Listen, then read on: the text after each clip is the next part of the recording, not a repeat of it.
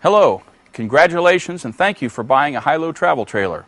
It's the world's safest, most fuel-efficient, and best-built travel trailer on the market. This video is intended to help you to understand the workings of the trailer, many safety issues, and to answer other questions you may have.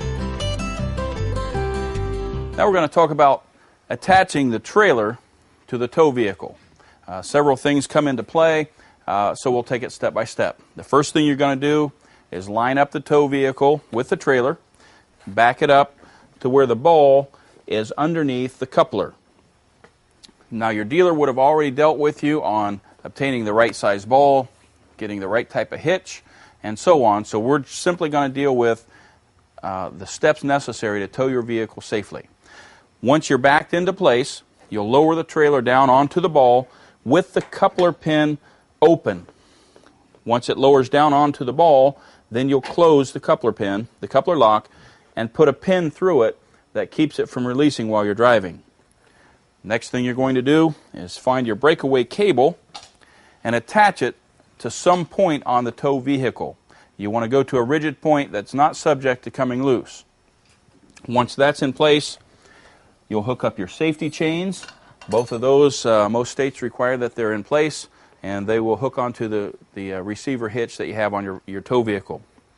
The next thing you'll do is you'll take your 7-way pole connector and slide it into the coupler that's on the vehicle and lock it into place. The last thing you'll do, and this may be after you've already dealt with the weight distributing hitch components, if your trailer is equipped with that or your tow vehicle is equipped with that, the last thing you'll do is lower the coupler down onto and put full weight onto the tow vehicle. When the trailer is lowered onto the coupler, step back and look at the vehicle and look at the trailer.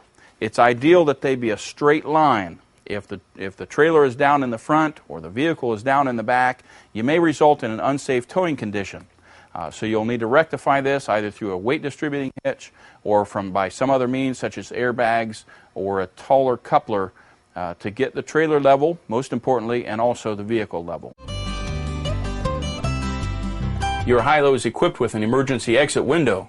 To operate this window, locate the red tabs on the outside edges, release them, and push forward. You can then climb outside of the trailer for your safety. Some high-low models are not equipped with an emergency exit window, but rather an emergency exit roof vent. Every model is equipped with a fire extinguisher, but before you resort to using your fire extinguisher, follow these steps. Number 1, get out of the trailer. Number 2, help others get out of the trailer. Number 3, get help. When you come back to use your fire extinguisher, access it from the outside of the trailer by reaching in, releasing the Velcro strap, and pulling the fire extinguisher from the wall. There's a yellow safety lock on the fire extinguisher that you'll pull away, and then you press the button on top, aiming the fire extinguisher at the base of the flames. All high-low models are equipped with an LP gas detector for your safety, and it's located near the floor somewhere in the trailer, different locations for different models. It's maintenance-free, but if you'd like to test your LP gas detector, there's a button on the faceplate that you can push and hold, and if it's operating properly after several seconds, a very loud alarm will sound, and that's the sound you would hear if you had an LP gas leak or if perhaps you left one of your burners on, and it's an indication to get out of the trailer or open some windows and let some air in. In addition to the LP gas detector, your high-low is equipped with a smoke detector as well. Unlike the LP gas detector, which is wired into the 12-volt system, your smoke detector is equipped with a 9-volt battery. It's your responsibility to test the battery on a regular basis and before each time you use it. Okay, raising and lowering your high-low is a pretty simple operation. Taking a look at the lift system switches, you'll see 3 components. There's the master switch that controls power to the coach and also power to the lift system. There's the lift switch itself, and then lastly there's the safety cable release. To raise your high-low, you'll select the switch for the master switch into the raise and lower position, which in this case is the down position. That will energize your lift system switch. To raise the trailer, you simply push the up button on the lift system switch. Once you raise your trailer, it's important that you test the safety of the lock bar. And the way you do that is once the trailer is up, without pulling on the safety, press the down button. The trailer should not move. If it does, then your safety is not engaging, and it's time to consult a dealer to find out why. If the trailer doesn't move and the safety works, then push the up button again to take pressure off of the safety mechanism. To lower the trailer, the opposite is true. You leave the master switch in the lower position, but you lift the trailer off the lock bar, and then you pull on the safety cable to release the safety, and then you can press the down button and your trailer will begin going down. Now, before you get into this operation, it's mandatory that you check your trailer inside and out for any obstructions that would be in the way of the operation of the trailer. For example, your countertops must be clear, your cabinet doors must be closed, the exterior of the trailer should be clear of any obstructions such as lawn chairs or things that you've left on the tongue and the bumper, the gas bottles. Windows and vents should be closed. And when you do operate your lift system, be sure you're sitting in the doorway and that nobody is inside the trailer during the operation for the safety of yourself and others. In addition to closing your windows and your roof vents and clearing your counters, 2 other precautions should be taken before you lower your trailer. If your trailer is equipped with a lounge model such as this one, be sure that the lounge is tipped forward before the trailer goes down. Additionally, the faucet in your trailer should be the forward position as opposed to the side or backwards. Otherwise, when the top comes down, it will make contact and break your faucet. Some high-low models are equipped with a tip-out room in lieu of a slide-out. To operate your tip-out room, there's a button on the inside of the door with an up and a down marking. If the tip-out is down on the inside or out, to bring it in or to bring it up, you push the up. The tip-out will go about halfway up and it will stop automatically. Once it reaches that position, come to the tip-out room and push it or pull it past the center. Go back to your switch and push it the opposite direction and let gravity carry it to the out position. 3 things to remember before you bring your tip-out room in is first to have the trailer fully in the raised position so there's no pressure on the top of the tip-out room. The second thing, if your trailer is equipped with an inside lock, make sure the lock is released before you bring the room in. The third and final thing you have to remember before you put your tip-out room in is to come outside and release the strap for the rain fly. And you simply do that by releasing the lever and pulling the strap out. Some high-low models are equipped with a tip-out room in lieu of a slide-out. To operate your tip-out room, there's a button on the inside of the door with an up and a down marking. If the tip-out is down on the inside or out, to bring it in or to bring it up, you push the up. The tip-out will go about halfway up and it will stop automatically. Once it reaches that position, come to the tip-out room and push it or pull it past the center. Go back to your switch and push it the opposite direction and let gravity carry it to the out position. 3 things to remember before you bring your tip-out room in is first to have the trailer fully in the raised position so there's no pressure on the top of the tip-out room. The second thing, if your trailer is equipped with an inside lock, make sure the lock is released before you bring the room in. The third and final thing you have to remember before you put your tip-out room in is to come outside and release the strap for the rain fly. And you simply do that by releasing the lever and pulling the strap out.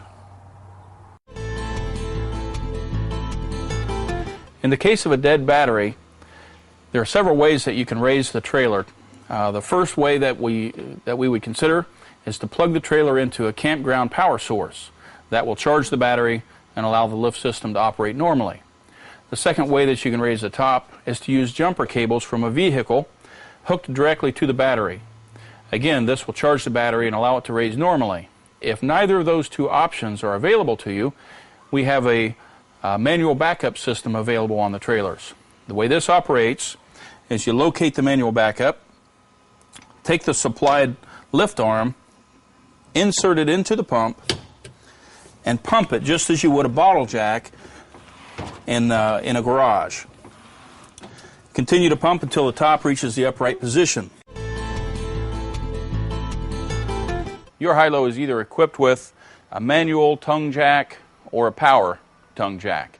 The thing to remember about this is that it is used to level the trailer front and back.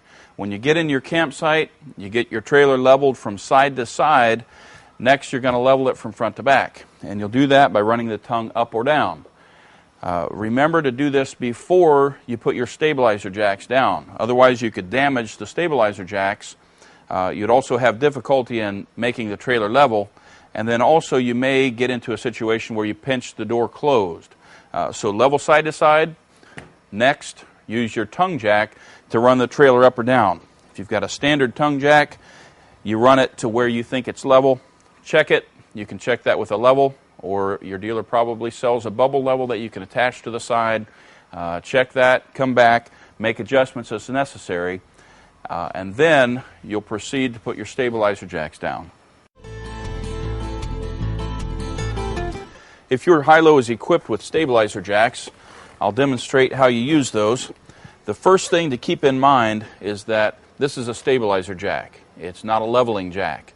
You can't use it to level your trailer from side to side or from front to back. That'll be accomplished with blocks of wood or whatever other method that you would have to level your trailer. The stabilizer jacks are simply designed to keep the trailer from wobbling around while people are walking in it. You'll take the supplied crank handle, slip it over the stabilizer jack, and simply run it down. Just run it until it makes contact with the ground. It's got a large pad, so it's not necessary to use a block of wood. But the thing to keep in mind is take it down until it makes contact with the ground, and then turn it about 1/2 turn from that point. That keeps it from actually lifting the trailer off the ground. What you can run into if you use it to lift the trailer and apply too much pressure is it can actually pinch the door closed so your door won't operate properly. And it can actually cause a permanent problem with your door if you do this. If your tow light model is equipped with the optional DSI 110 water heater, inside the trailer you'll find a panel like this. The panel has two switches. On the left side is for the 110 volt operation. On the right side is for the LP gas operation. To turn the 110 volt switch on, you simply switch it to the up position. Turn it off, you switch it down. If you choose to use the LP gas portion of the water heater, you simply switch it to the up position. At that time it will attempt to light. If it makes 3 attempts to light and is unsuccessful because perhaps it's out of gas or you forgot to turn the gas bottles on, the red light will come on indicating that. At that point you'll have to turn it off, satisfy the requirement to light it, such as filling the gas bottles or turning them on, and turn it on again. If on your repeated attempt to light it after having satisfied that condition it still does not light, it's time to visit your RV dealer and find out why. It is possible to use the switch, both switches at the same time. That'll allow the water heater to light on 110, or to heat on 110 rather, and also to light the LP gas, reducing your recovery time. The monitor panel in the tow light models looks like this. It has 4 buttons on the front, one to test the battery condition, one to test the level of your freshwater tank, your black water tank, and your gray water tank. On the bottom of the monitor panel in the tow light models is the pump switch that turns on the 12 volt pump that supplies water to your faucets and to your shower, as well as the toilet. Simply push that to the left to turn the pump on. Classic models are equipped with this type of monitor panel. There are 6 buttons on the panel, and they operate as this. The first button we'll look at is the monitor test. When you press the monitor test to the on position, it gives the condition of your battery, whether it's low, fair, or good, or if it's fully charged. The lights will come on as to indicate such. It also gives the condition of your tanks. The E for empty, 1/3, 2/3, and full. The freshwater tank is on the left. If it's full, the lights will indicate. The waste tank, that's your black water tank, is in the middle, and your gray or your freshwater waste is on the right side. You release the button, the lights will go off. The next button is the refrigerator fan button. Anytime your refrigerator is in use, turn the refrigerator fan on. It makes the fan more efficient and helps the refrigerator to cool better. To the right of that, you have your solar panel. If you want your solar panel to be on the charge mode, you turn it the same direction that the refrigerator fan is, which is to the left. That will allow your solar panel to charge your battery. On the bottom row, you have two buttons that are marked water heater. That's because your water heater in the classic models is equipped with 110 volt heating mode as well as an LP gas heating mode with direct spark ignition. If you wish to turn your water heater on 110 volt, you simply turn the switch to the left. Your elements will begin to heat on 110 volt mode. If you wish to heat on LP gas mode, the same is true. You turn this switch to the left and the light will come on. Eventually it will go off once it's lit. It is permissible to use both modes at the same time for faster recovery time. If you're using your water heater on LP gas mode and the light above the water heater switch comes on, it indicates a faulted condition. If this happens, check your gas bottles, make sure you have gas and that they're turned on, and then attempt to light your water heater again. And lastly is your water pump. That's your 12 volt pump. If your holding tank is full of fresh water or has fresh water in it, you can use the 12 volt pump to pump water to the faucets and showers. Your trailer's water system is composed of two systems, the city water system as well as the holding tank system. To use the city water system, on the side of your trailer, you'll locate the fitting. When you get to your campground, you hook the hose to that, turn the water pressure on. That will pressurize the system without filling the water tank. In other words, you'll have water to the faucets, to the toilet and shower, and the holding tank will be separate. You won't need to use your water pump. The one thing to remember about this system is before you lower the trailer, disconnect the hose, otherwise it will damage the system when the top comes down. The second component of your water system is the holding tank. The way you fill the holding tank is you locate the holding tank fill door on the front of the trailer, open it as such, open the cover, insert the hose, turn it on, fill the tank to your desired level. If the tank gets completely full, the overflow will come out of a opening on the bottom side of the water fill. Always remember, just as with the city water connection, to close the door before you lower the top, otherwise it'll contact the door and take it off. To drain your freshwater holding tank, locate the nozzle that's on the side of the trailer and simply turn it until water begins to come out. When it's finished, make sure you close the valve so bugs can't re-enter the drain tube. Every high-low model is equipped with two holding tanks, a black and a gray. It's advisable to drain the black water system first and then the gray water system in order to cleanse and to rinse your hoses. The way you drain these is to hook up your sewer hose and then pull the larger valve for the black water. Once it's fully drained, close it and pull the smaller valve to release the gray water. All high-lows are equipped with LP gas bottles and an LP gas system. Some things that I'd like to point out about the LP gas system. Number one, in terms of safety, is that you bear in mind any time your trailer is in motion, the gas bottles must be turned off. The tow light models are equipped with two 20-pound gas bottles. The classic models are equipped with two 30-pound gas bottles. If you choose to upgrade to 30-pound gas bottles on the tow light, the same system will house the 30-pound bottles. All you have to replace is the longer rod for the 30-pound bottles. The same cover will cover them, the same hold downs, the same bracketry, and the same hoses. This particular model is equipped with a standard regulator. That comes standard on the tow light models. The standard regulator is designed to allow gas to release from both bottles into the system simultaneously. If you would like, and what most people do, is leave one bottle closed and open the other bottle. That will allow the gas from one bottle to be used up, keeping the other bottle in reserve. Once this bottle is empty, the flame will go out, and you know it's time to get this bottle refilled. Close it, open the other one. And then you can take your first bottle, your empty bottle, off, and the regulator will only allow the gas to go in, but will not allow it to release out the other side because there's a stop valve inside. Taking your gas bottles off is simply a matter of releasing the wing nut, making the brackets loose, and slipping it out. You can then take your empty gas bottle back, have it refilled, and use it again. This is a 30-pound bottle configuration with an automatic regulator. The automatic regulator is designed to allow you to use gas from one bottle at a time, even though both bottles may be open. The regulator has a pointing device on the back. That's the indicator for which bottle you want to use the gas from. So if it's pointing at this bottle, it'll use gas from this bottle first. Once it's empty, a little red flag will go up in the indicator, and it will automatically begin using gas from the other bottle. To operate your furnace, the first thing you want to do is make sure your furnace is turned off. And you do that with the switch on top of the furnace by sliding to the right. The next thing you want to do is open your gas bottles to be sure that you have gas to the furnace.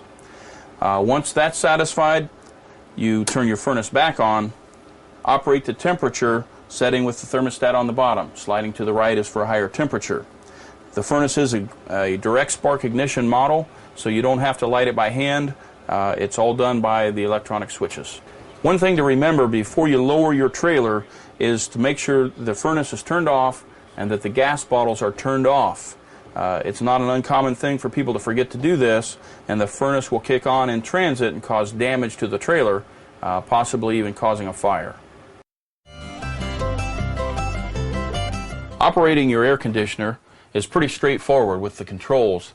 However, in a high-low, before your air conditioner will operate, you have to plug it in. To plug your air conditioner in your bathroom normally, or possibly in the bedroom in some models, you'll find this cable hatch. When you open the cable hatch, you'll find inside the cord for the air conditioner.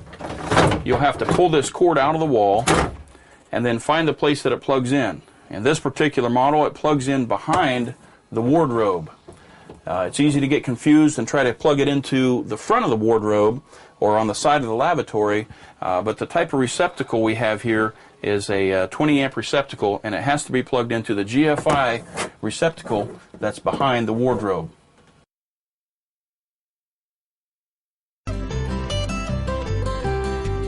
The exterior door in your trailer is made up of two components, a top door and a bottom door. The top door, when closed, provides a seal and holds the bottom door closed. To operate the top door, you simply pull forward on the latch mechanism and open it.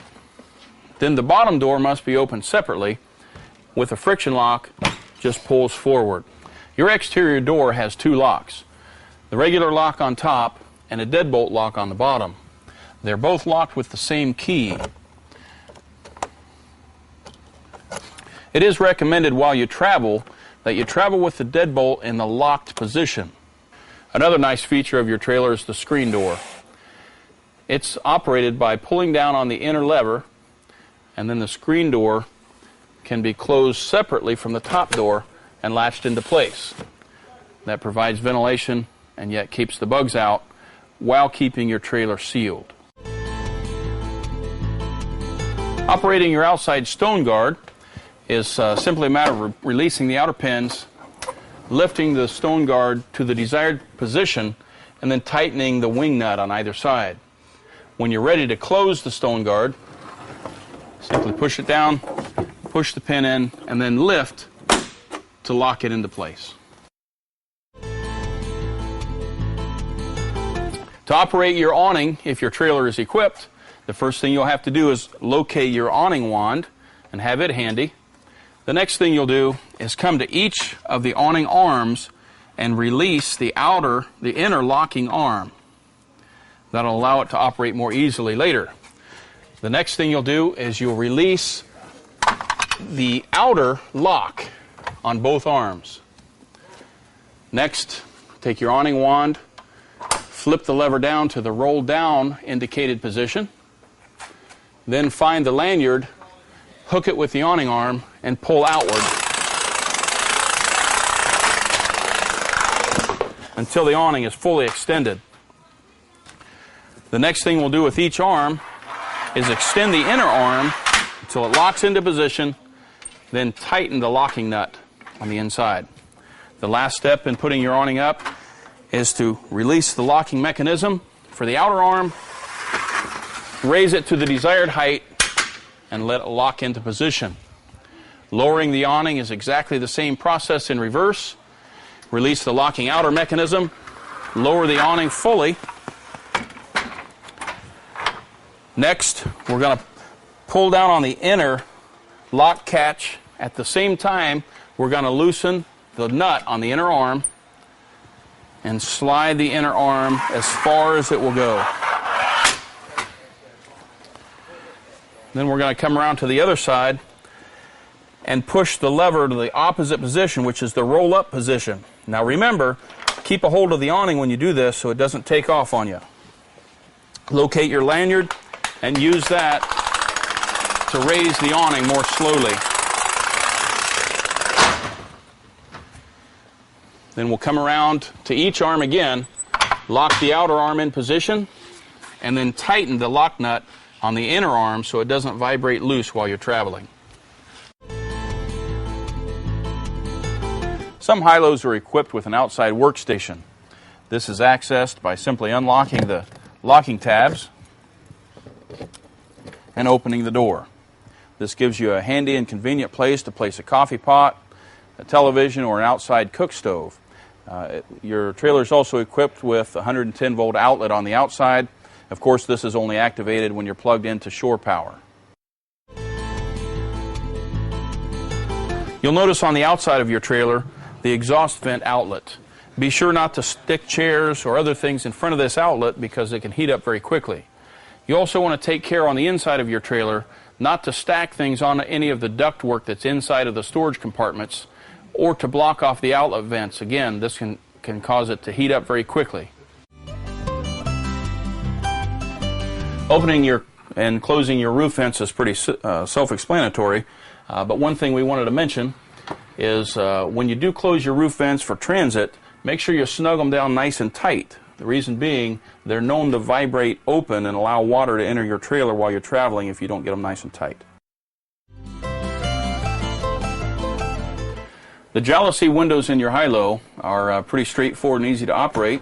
They operate to open with this lever and the same to close. You turn it the opposite direction.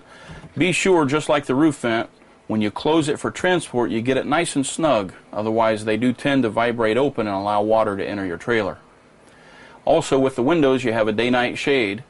To operate the day-night shade, on the smaller windows like this, just grab the center and pull down. The first is the opaque shade for daytime use to keep the bright sunlight out and give a little bit of privacy. And then for nighttime operation, we also have above that the night shade, which again you grab in the center and just pull down. It's friction loaded. If you pull down on one side or the other side, it tends to make your shade get out of square. So be sure to grab it in the middle. If it's a larger window, you may have to grab in two places because it requires more pressure and one hand sometimes won't do it. Operating the overhead bunk, if your model is equipped with such, is pretty much like this. You release the outside gate latches one at a time, supporting the front. Then you lower the front end down until the cables become tight. Then allow the back end to swing down with gravity. You then lift the front edge, pull down the outside legs, and lock them into the receptacle on the top of the bottom walls, both sides. Your bunk is then ready for use, capable of supporting up to 350 pounds. Now to put the bunk away, the same thing pretty much, only the opposite. Lift the front, swing both legs up into the upper position, then allow the front edge of the bunk to hang from the cables. Grab the top of the bunk, pull back, and push down. As you do that, the back end of the bunk will swing up. You can then push forward and lift simultaneously and latch the bunk into position. To operate your couch, to turn it into a bed, and models equipped with this type of couch, is pretty simple. You pull the couch top forward, release your leg that supports the weight to the middle of the bunk, and you lower it down into position. Some models are equipped with this type of couch. To lower this couch into a bed, simply lift on the front, pull out, and then push down. To put it back into a couch, simply lift up on the front, push in, and then push down. Okay, to convert your dinette into a bed and back, just for one, clear the top of the dinette table. Next, take the bottom cushions from your dinette seats and stand them up so they'll be out of the way. Next, you'll lift on the dinette table and put the leg up. It's got a friction lock on it, and then it swings down on the hinge. Then you go ahead and lower your seat cushion backs and bottoms into a bed position. Now, to put the bed back up is pretty much the same but opposite, but I'm going to show you a real quick tip that'll make it easier for you. Once you stand your cushion bottoms up, lift the front of your table and put your elbow on the outside edge of the table. So when you pull, you can push down on the front and lift on the back. So it doesn't take a great deal of effort. Once you've done that, your hinges will lock into the wall-mounted brackets. Then before you lower the front, put your leg back down, lower the front, set your dinette seat cushions back into their seat position, and you're all done. The cabinet doors in your high-low are equipped with a friction catch and strike. Pretty simple. You just push it and it latches closed.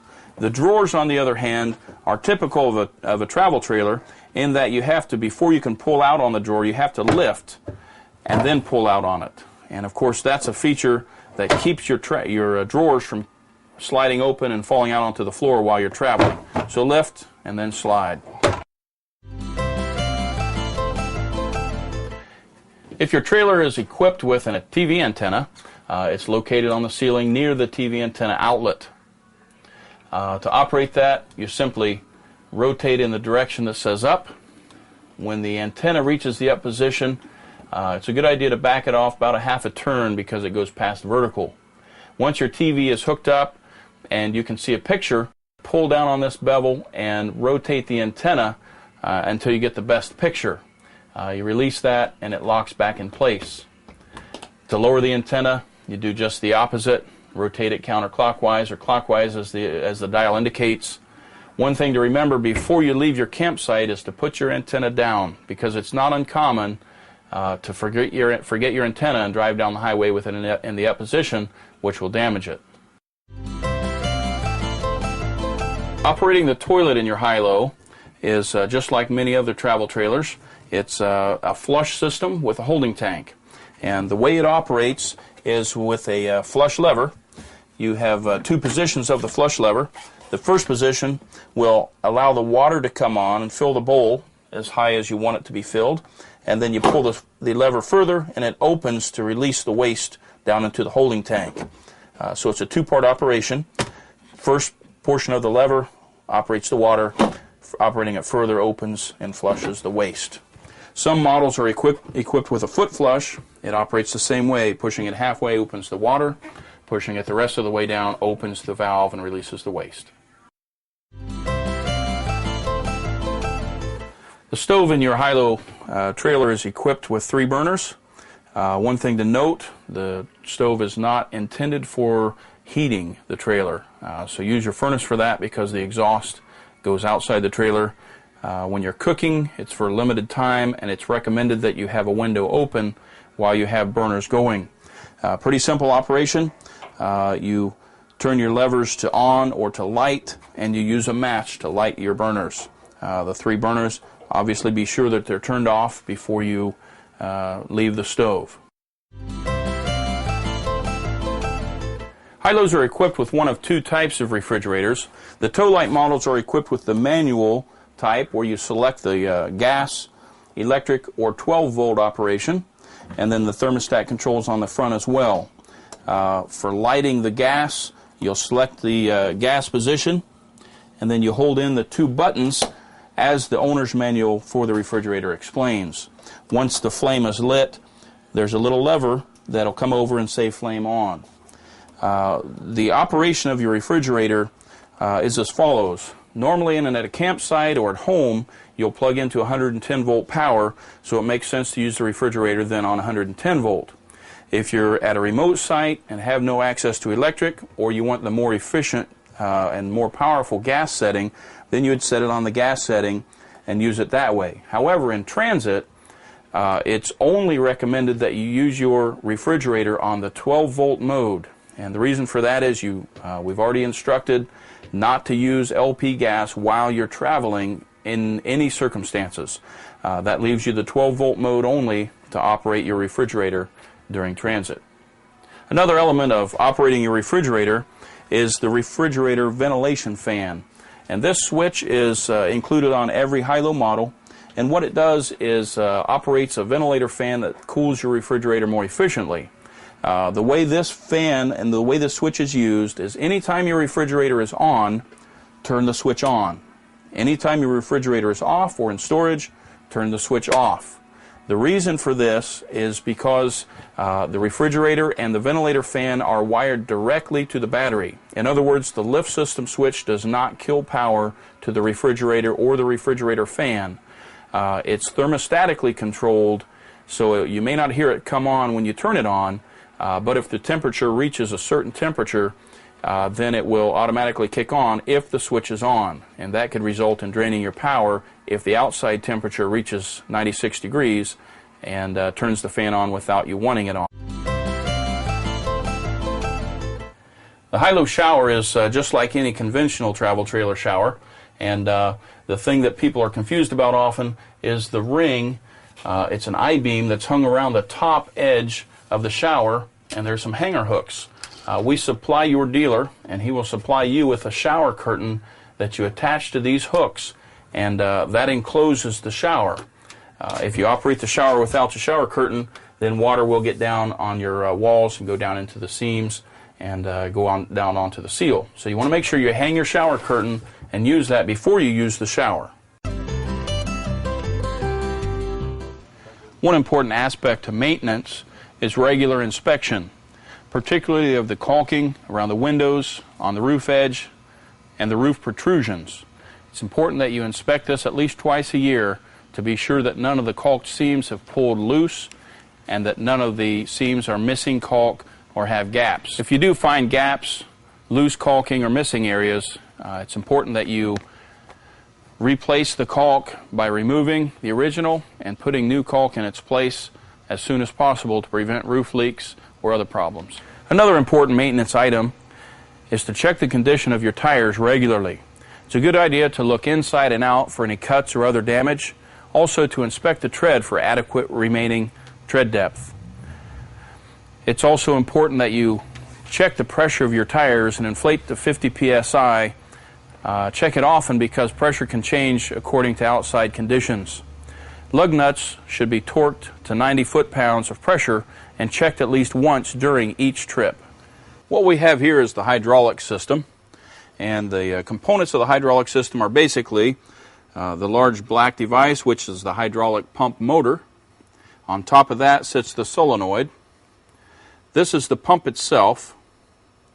Then you have the manual backup. And lastly, we have the reserve. I'm pointing this out because even though this is a maintenance-free system, you may have to fill your reserve system, your hydraulic reserve system, from time to time as it may leak out or temperature conditions may cause it to shrink or expand. The way you fill your reserve is there's a filler cap on the end of the hydraulic reserve tank. When you take this off, you'll be able to look down inside the tank, be able to fill the tank through that hole. One thing to remember is you don't fill this tank when the trailer is in the up position, because if you do, it will overflow and you'll have hydraulic oil everywhere. You'll want to have the trailer in the lowered position, and you'll still be able to get to this reserve. You can fill the tank near full with the trailer in the lowered position, and then when you raise the trailer, most of the hydraulic oil from the reserve tank will be pumped into the system. This is the heart of the hydraulic lifting system. It consists of the hydraulic cylinder, also known as the ram, and the cylinder head, several cables and pulleys, and this guide rod. And this guide rod is probably the single most important item of maintenance that you'll have on your high-low trailer. It's very important that you keep it cleaned, keep it cleaned of rust, of road debris, and also keep a good layer of grease on it. Now this one you can see I've applied a nice layer of white lithium grease so you can see it. You can also use wheel bearing grease or axle grease, but it's very important that you keep this thing lubricated. At this time, so I'm going to have somebody raise the trailer, and you'll be able to see how the hydraulic lift system pushes out, and as it does, it's actually pulling on the cables, and that's what raises and lowers the trailer.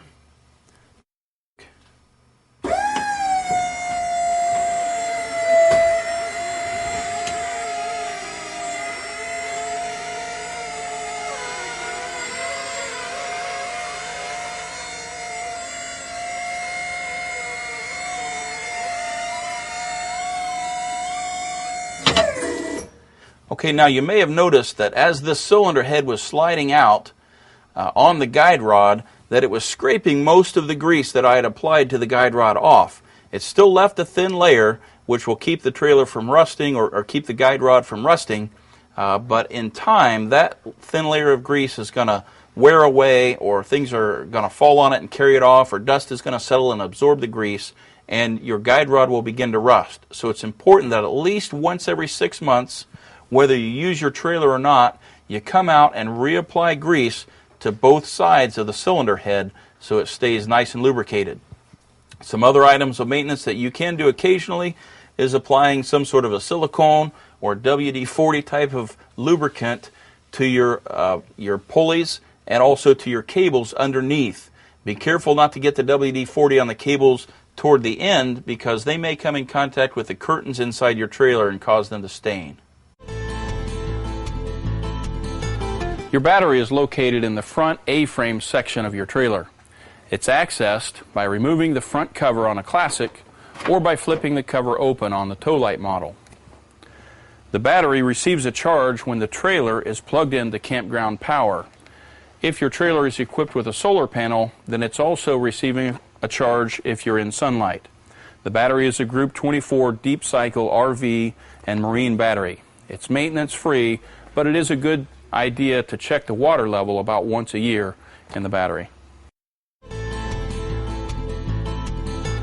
The first step in winterizing your high-low is to locate the low point drain valve. And this is generally on the front end of the trailer somewhere down at a low point below the freshwater tank. In this case, it's on the outside of the skirting.